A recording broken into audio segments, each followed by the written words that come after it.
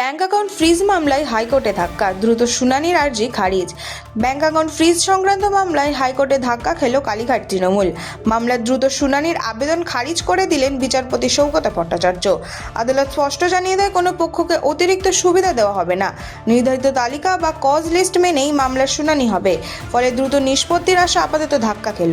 হাইকোর্টের এই অবস্থানকে ঘিরে রাজনৈতিক মহলেও শুরু হয়েছে জোর চর্চা।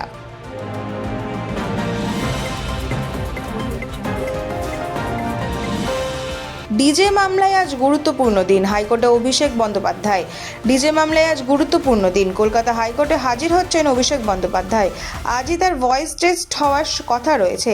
একই সাথে মামলার শুনানিরও সম্ভাবনা রয়েছে। বিচারপতি জয় সেনগুপ্ত এজলাসে না এলে কোন বেঞ্চে মামলার শুনানি হবে সেই সিদ্ধান্ত নেবেন প্রধান বিচারপতি।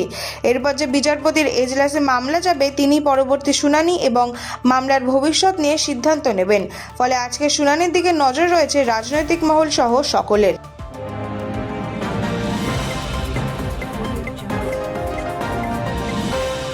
অভিষেকের পিএ খোঁজে তল্লাশি, ফুটেজ সংরক্ষণের নির্দেশ হাইকোর্টের। অভিষেক বন্দ্যোপাধ্যায় ব্যক্তিগত সহকারীর খোঁজে পুলিশি তল্লাশি ঘিরে নতুন মোড়। 121 কালীঘাট রোডের বাড়িতে হওয়া তল্লাশির সমস্ত ফুটেজ সংরক্ষণের নির্দেশ দিল কলকাতা হাইকোর্ট।